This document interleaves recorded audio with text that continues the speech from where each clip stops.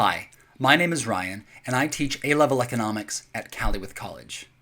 A question that I often get asked is, what is economics in the first place? A lot of people wouldn't have taken it at GCSE and therefore don't really know very much about the subject.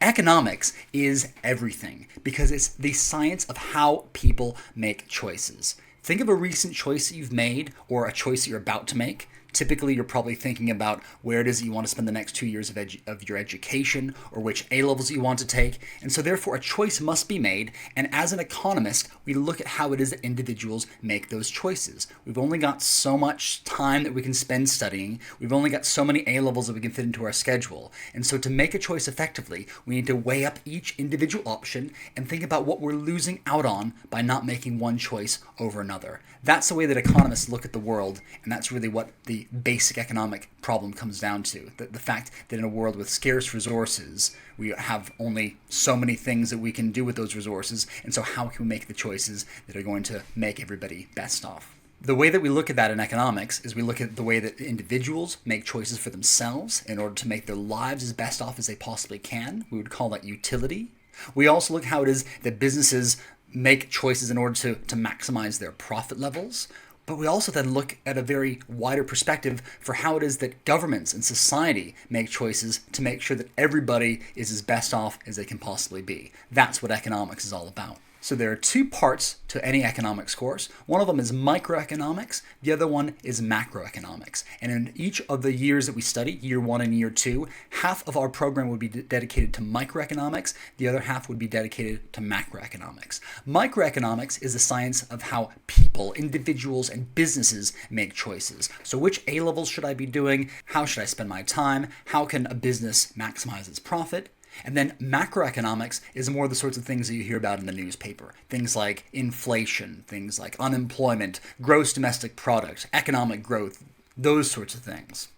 In year 1, we would look at sort of the first elements of microeconomics, which is supply and demand, and also how it is that markets sometimes fail. And then we'd also then look at some of the basic elements of things like inflation, macroeconomy, the economic performance of different countries in the second part of the year.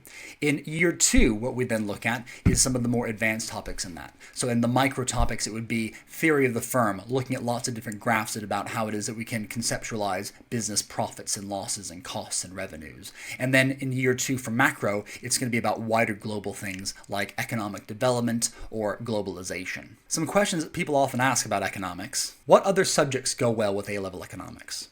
Well, because economics is how people make choices about everything, there really are no bad subject combinations that go with it. But some of the ones that people find particularly useful, A-level mathematics. Because the models that we use in economics are based on mathematics, it's often quite useful to have some background in mathematics.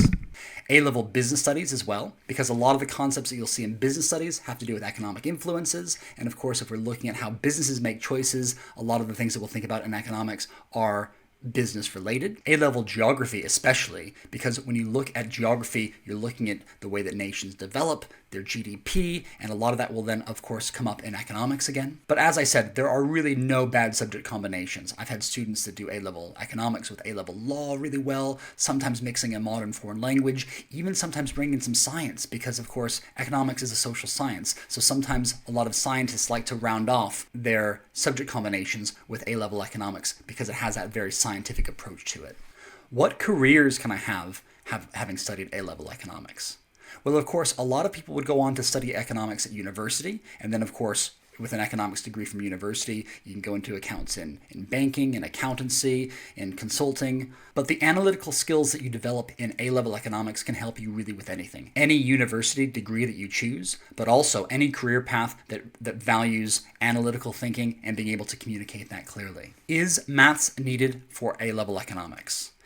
The answer to that question is, can you do percentage increase and decrease? Because that is the extent of the mathematical content that is covered within A-level economics. If you can do percentage increase and decrease really well, then you will have it absolutely covered. The models in economics are based on mathematics, and if you took that further to university and wanted to do a BSc in economics, then it is useful to have some mathematics, but for the A-level content, we break it down all completely conceptually. What is more useful than being really strong with maths is just having really good conceptual skills, especially when you're looking at things on a diagram or a graph. Do I need to have done economics at GCSE?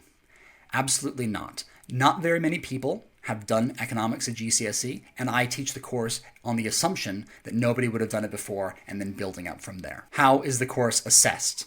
There are 3 examinations at the end of year 2, which are broken down into different skills. Paper 1 is a paper which is based mostly on factual knowledge, a lot of multiple choice questions, some analysis.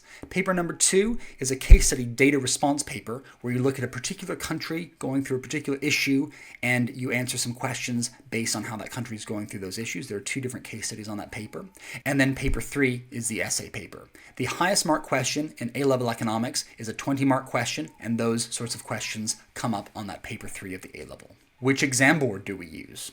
We use EDUCAS A-level economics. What can you do to make sure that you're ready for the course? The best thing you can do is start to look at the BBC News Business Economy section, especially at this time because we're going through the pandemic and an economic crisis associated with that. Start to look for things like GDP growth, unemployment, quantitative easing, what the Bank of England is doing. The more you can immerse yourself in those sorts of stories and the sorts of language which is used, the better off you'll be in September. Of course, the BBC News website is completely free, which is a really great resource. Any other broadsheet newspaper is also going to be a very good source for economics reading, and if you can possibly get your hand on it, see if you can look at the newsstands for a copy of The Economist. When you arrive at Cali in September, you'll have the opportunity to get a discounted student subscription to this newspaper, which I would highly recommend if you can possibly read it over the summer. If you have any further questions, please make sure that you contact Cali and they'll be able to put you in touch with me, and I would be happy to respond to any other questions that people have regarding this course. Have a great summer, and I look forward to meeting lots of new economists in September.